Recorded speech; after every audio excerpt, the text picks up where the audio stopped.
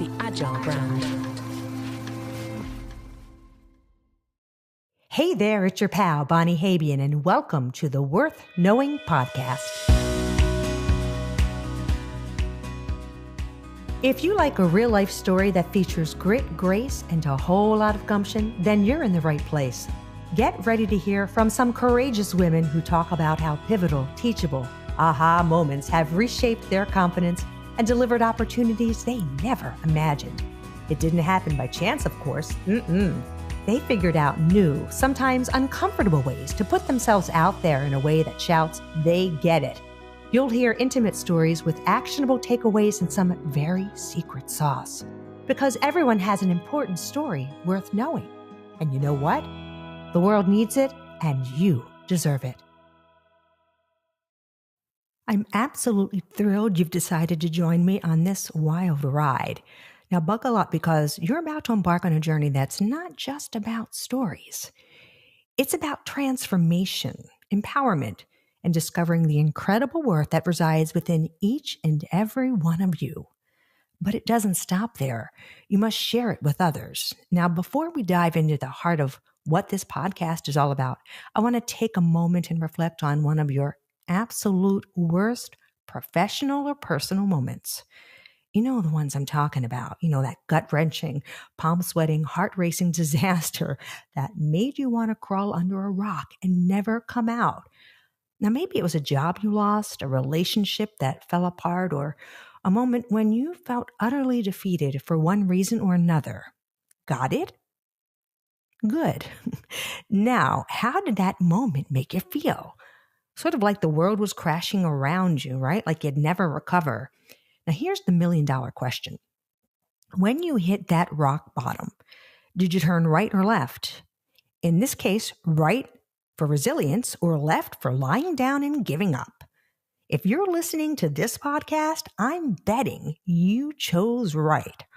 Or at least you're ready to make that choice now, because that's what's worth knowing is all about. Embracing the changes, the challenges, learning from them, and putting yourself out there. Not because you're looking to become, no, it's not that at all. It's because you are absolutely 100% worth knowing. Now, this podcast is about changing your mindset and getting you to put yourself out there a little bit. So let me be clear. It's not about telling you that you need to become known in the sense of becoming known like an influencer or a TikToker. It's about resilience, determination, grit and gumption, and the courage to put yourself out there. And it's about sharing your knowledge and skills, understanding your value and what you bring to the world.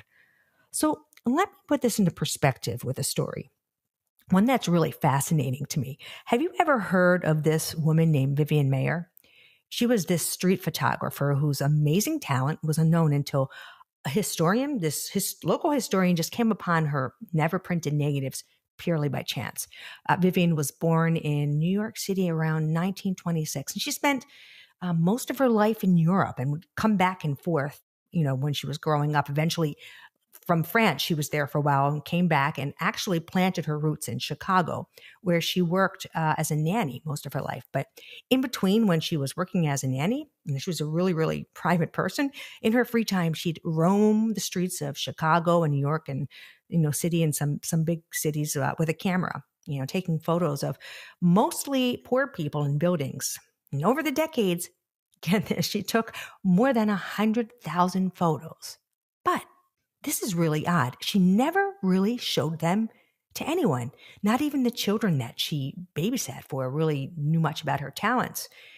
But that all changed in 2007 when this local historian, his name was John Maloof, he stumbled upon a box of her negatives, Vivian Maier's negatives, purely by chance at an auction for storage lockers. Back then, you could rent a storage locker, and from my research, it looks like she may have just not kept up with the payment, so her stuff was just out there. And he comes in, pays $400 for this storage locker and these thousands and thousands of negatives, and he goes home because he's writing a book in Chicago's Portage Park and says, okay, maybe this locker has some good photos in it. And he goes home and puts them aside for a while because they're negatives. And then he goes back about 2 years later and opens up the negatives and starts to look through them. And oh my goodness, he finds the most amazing photos taken by a purely unknown person. So he takes the photos and he puts them up on Flickr, and everyone goes nuts. They just say, who is this person? Where did you get these photos from? They're the most beautiful photos I've ever seen. So he says, I got to find out who this person is. Who is this person that created these most amazing photos? And she must be like a journalist or maybe a photographer or someone really, really special.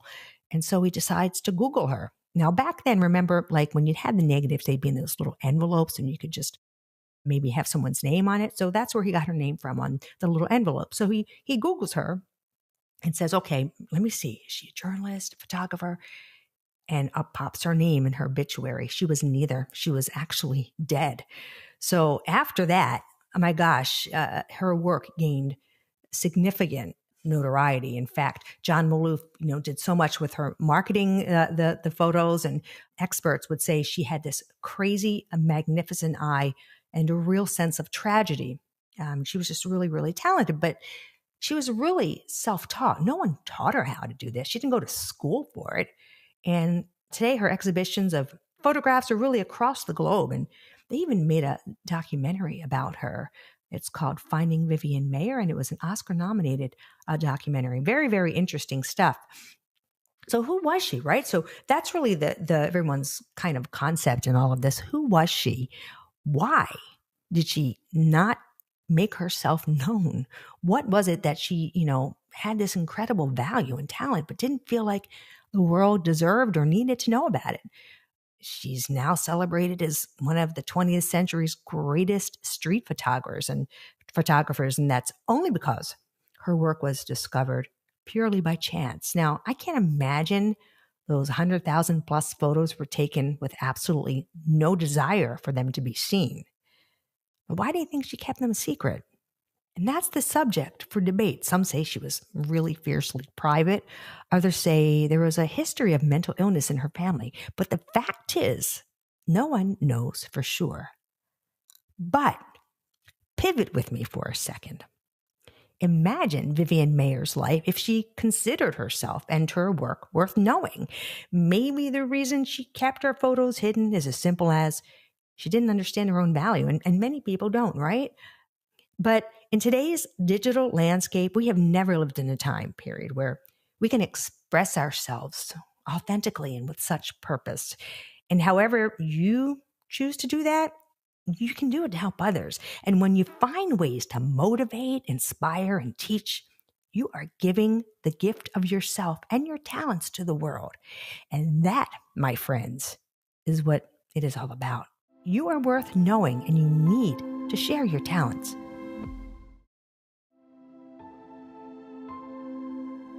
Now, here's a personal story for you. And I think it really talks to the crux of what we're exploring here in the podcast, because it's a bit of a mindset shift I think we all need to have. I was applying to do something that was on my bucket list, and it was to do a TEDx talk. It was really the holy grail for me. It was something I really had my heart set on. So, I ended up getting this TED Talk, and it was just such an amazing feeling after kind of going through the process of trying to land one. And I do hours and hours and hours of work it takes to get to a certain point, and the organizer tells me, gosh, I don't know, 3 weeks before the show, that I am going to be the last speaker. I'm number 10. And of course, I go right to the, why am I last? Am I the worst?